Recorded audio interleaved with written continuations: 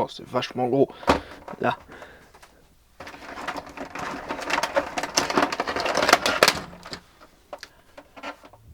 Vidéopack.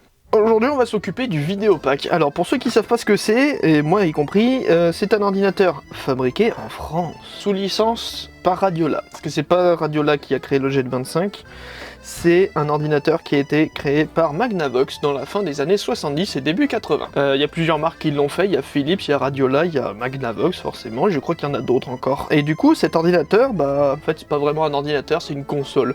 Mais ce truc est hilarant, c'est encore de la folie des années 70, je veux dire, ça a des joysticks qui sont attaché à l'ordinateur. Le clavier, il y a un clavier, hein, comme tous les ordinateurs convenables. Déjà, le clavier est en QWERTY. Et en plus, c'est pas des touches physiques comme un clavier standard. Je veux dire, vraiment, c'était les débuts, le balbutiement de l'informatique. Et je pense que ça devait pas coûter très cher de faire comme ça, parce que c'est vraiment juste une membrane. Hein. Si vous avez déjà démonté un clavier, bah c'est la membrane du clavier, plus un sticker. À savoir que j'ai acheté cette machine non testée. Alors, entre-temps, je l'ai testée, et pour le coup, bah ça fonctionne. Presque, parce que en fait, si vous voulez, le problème c'est ça. Voilà, donc dans cette vidéo, on va s'occuper de ce problème. Pour ceux qui se demandent, ça ressemble à un câble RCA, c'est pas du tout un câble RCA, c'est un câble d'antenne. Dans les années 70-80, beaucoup de consoles venaient avec un câble d'antenne, en fait, pour la vidéo, parce que beaucoup de télé n'avaient pas forcément de prise Péritel. Même en 2025, ça, c'est ringard, c'est de la merde. Voilà, et c'est pour ça que j'ai acheté ça. Alors, comme ça, on pourrait se dire, mais c'est carrément super vieux. Oui, en effet, c'est carrément super vieux, mais c'est tout neuf. Ça, pour ceux qui se demandent, hein, pour les plus jeunes d'entre nous, une prise Péritel. Pour ceux qui savent pas, la prise Péritel, c'est ce qui était venu avant le... En France, en tout cas, c'est ce qui est venu avant l'HDMI. C'est une prise française, donc c'est un mode français pour un ordinateur français. Pas mal, non? C'est français. Pour ceux qui se demandent, je l'ai trouvé sur eBay, c'est assez facile à trouver, c'est une trentaine d'euros et c'est plutôt pas mal je pense. Et on va faire l'essai tout de suite. Si je fais ce mode, c'est principalement pour pouvoir tester un peu plus en profondeur cette machine, parce que je soupçonne la carte graphique, parce que ce truc-là a une carte graphique d'être en panne. Enfin c'est une carte graphique, non c'est pas une carte graphique, c'est une carte RF pour pouvoir sortir un câble d'antenne. C'est un merdier là-bas dedans, vous allez voir, ça va être rigolo, parce que vraiment la technologie des années 70-80 c'est vraiment autre chose, surtout fabriqué en France. On est capable de faire des dingueries et en même temps on est capable de faire ça. Ah, alors ça c'est vraiment cool. Merci Radiola, merci Magnavox, merci tout le monde d'avoir fait ça. Je vous déteste du plus profond de mon âme. C'est-à-dire que c'est pas déconnectable par l'utilisateur. En soi c'est bien parce que tu peux pas les perdre, mais en même temps c'est super chiant parce que pour le réparer, bah t'as un tas de câbles avec. Du coup bah ça va traîner par terre le temps que je m'occupe de ça. Hein. Voilà. Ce qu'il vous faut comme tournevis, c'est un tournevis de très haute précision. C'est un PH2. À savoir que vraiment, je pense être la première personne à l'avoir démonté. Je l'ai déjà démonté. Donc on enlève les premières vis à bois. Hein, donc deux vis. Ce qui est bien au moins, c'est qu'en France, on n'est pas des salopards. C'est-à-dire que nos vis, elles ne sont pas cachées sous une étiquette ou un autocollant ou quoi que ce soit. Parce que je pense que ça coûterait trop cher d'imprimer une étiquette ou un autocollant. Et vu que ceux qui ont fait cet ordinateur, ce sont des pinces. Ah oui, et du coup, déjà, ça aussi, c'est cool. Merci les gars. Il y a 3 types de vis différents. Hein, voilà, juste dès le début. En soi, c'est pas difficile de retrouver un petit peu la place des vis, parce que après ça, il y aura qu'un seul type de vis, c'est celle-ci, donc des vis à tête rouillée. Alors vous allez voir, ça fait peur, c'est terrifiant même. Hein, donc vraiment, on a 4 vis. Take that Apple. Ouais, je suis d'accord, ça fait peur. Oh, en plus, ça brille, on voit bien la rouille ici. Et là, on a l'alimentation. Ce truc me fait peur parce que je l'ai déjà déchargé plusieurs fois. Hein, donc je vais décharger l'alimentation et je reviens si je suis pas mort. Hein. Ah, il s'est un peu déchargé, c'est bien. Il a fait une petite étincelle, c'est gentil. Voilà. Parce que bon, cette alimentation, elle fonctionne très bien. Celui-ci a fait une toute petite étincelle. Ça fait plusieurs jours qu'il est éteint. Hein, ça doit faire 2-3 jours.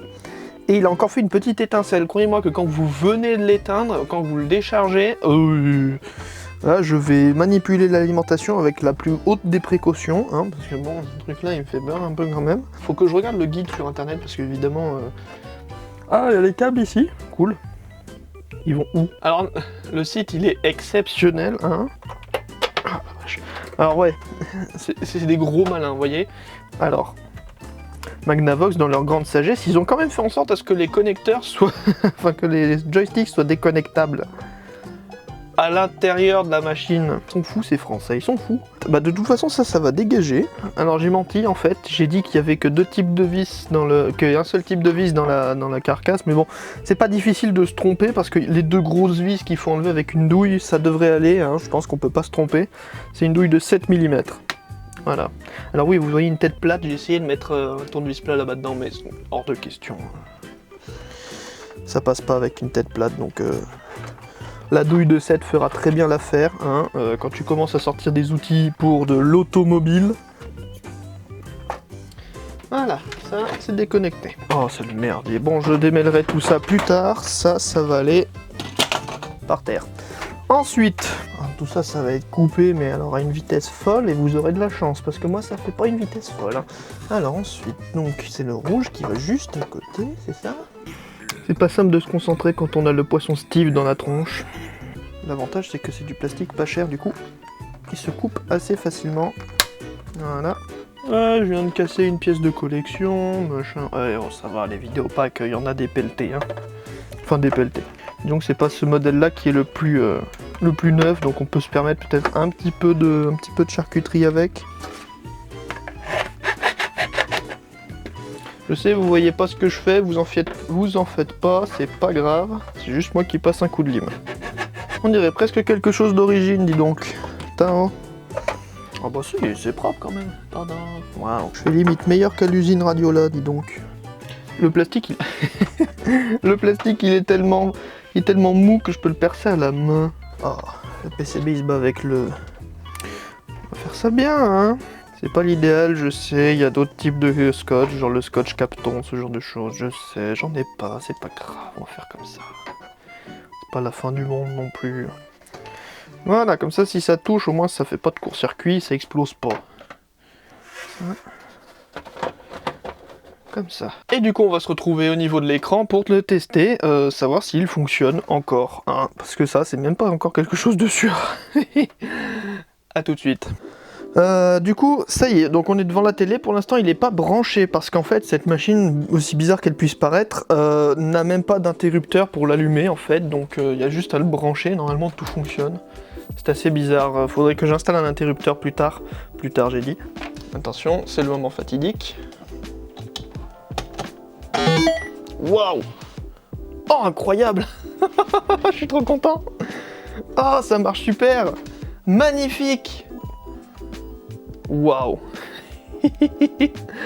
Bon, et ben voilà, c'est tout pour cette vidéo. Donc, voici le Vidéopack ordinateur console de jeu français. Bon, et bien j'espère que cette vidéo vous aura plu comme moi elle m'aura plu. Si jamais vous voulez avoir les liens pour le mode, tout ça, ce sera dans la description. Moi je vous dis à la prochaine, n'hésitez pas à vous abonner, à partager la vidéo si elle vous a plu. Et du coup, au revoir.